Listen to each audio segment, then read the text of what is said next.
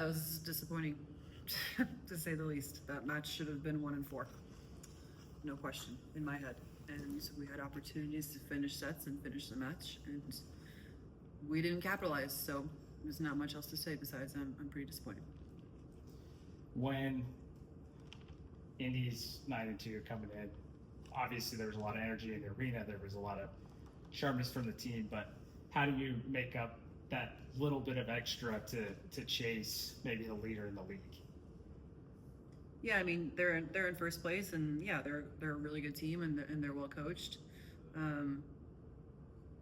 But I don't think our record reflects how good we are as a team. So at the end of the day, if we play vibe volleyball, we can beat anybody in this league. It's a matter of if we're going to play vibe volleyball or not.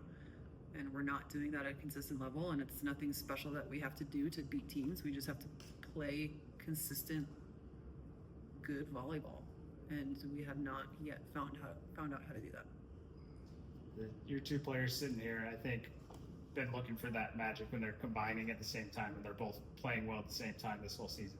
I saw glimpses of that tonight. How do you continue to build on that with both of them firing those kills in that offense? Yeah, I mean, it's about finding the right opportunities for them and understanding that, they both start off the match really well, especially Aiko, and you do that, teams are going to adjust and figure out how to slow you down. So we got to find them in the right opportunities. We got to get them the right sets, and they have to understand that teams are going to adjust and they have to counter adjust, and it's about playing the chess game there. And you said that it should have been 1-4 sets. I want to talk about that 4th set. You had a very healthy, sizable lead initially. Either one of you all, what do you think happened that made them come back and ultimately win the match? Anyone? I mean, there's something called being too comfortable. And I think it got to a point where we were just kind of making, to be honest, really stupid errors in situations where that's where you handle the ball, and stuff that we've talked about the entire season, we failed to do at a high level of handling overpasses, handling 3 balls, handling balls off of the block, things that we've heard in practice countless times. We failed to do that, and we allowed them to get momentum. And I think in those situations, when you're up by so much, even though you have that cushion, that's when you really have to push. That's when you're supposed to play your best volleyball. You're not supposed to give them any doubt of hope or give them any hope. And I think we gave them a little too much, and then we let them get on a run and just kind of carry it away instead of continuing to fight with them through it. And Coach, what was your message to the team when you saw them coming back? Anything you said to them to try to get the team to, as you say, kind of get back focused? No, I mean, it's just about one point at a time, and they went on a run. Their Italian middle went on a run, and it's about how you set out and you try and stay one point at a time and get them back dialed in. Is there anything you can take as a positive from this? You were a lot more closer in your first match with them in January. Anything you can take as a positive to motivate the team to say, hey, we didn't lose. However, here's some good things we can take away from the match tonight? I mean, when we're playing well, we're winning. Again, we were up 12-5 in the 4th. Mm-hmm. We had set point in the 3rd. So when we're doing things at a consistent level, we can beat them. We can beat anybody. So that's the silver lining. But it's not much else for me tonight.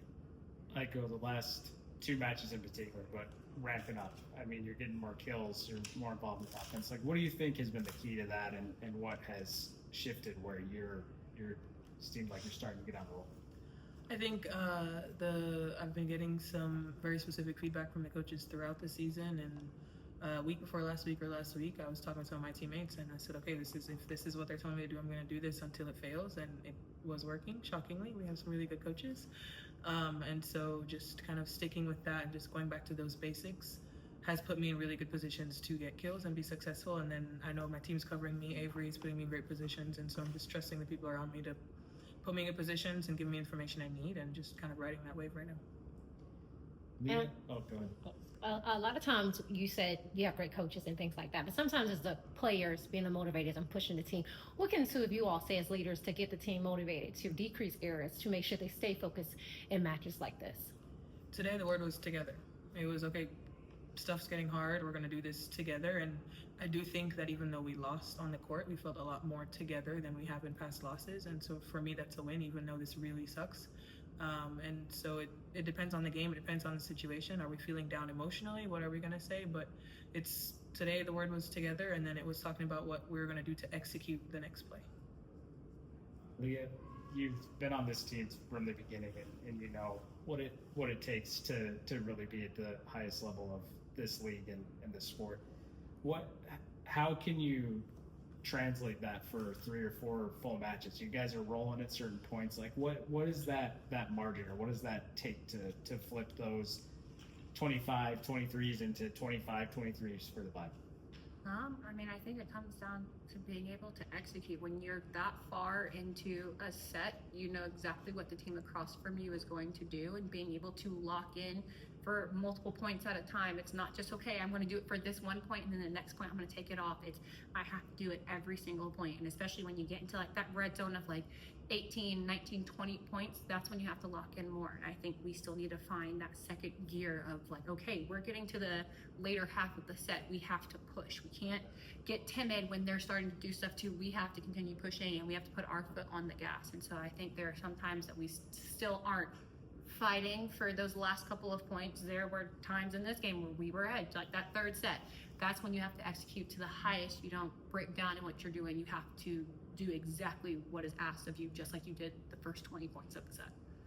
From your perspective, Taylor last match, Aiko this match, does it feel like the other weapons on this team are starting to hit their stride, that there's more variety in the attack, that like there is we've talked about depth a lot in this team, but it feels like to me there's some emerging more weapons, or that's becoming more apparent. I guess I asked that to Kayla as well, but how do you feel about that?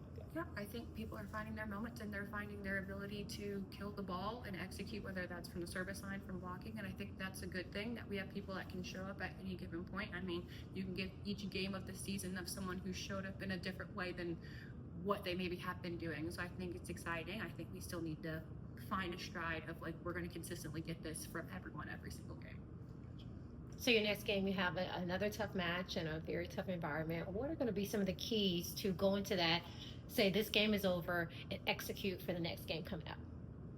I think it starts with one, acknowledging every game in this season is going to be a tough one, because this league is, everyone in this league is super talented. And then the next step is showing up to practice ready to take in everything the coaches are giving us. If it's the scout or if it's what we're working on, they're going to analyze the game like to a T, this one, and tell us everywhere we fell short, and they're going to hammer it into us all week. And so that's what it is. It's going in, being open for the feedback, and being ready to put in the work, because no one in our locker room wants to lose. And so it's just knowing it's going to continue to take a lot of hard work, and trusting them to push us to get to where they know we can be.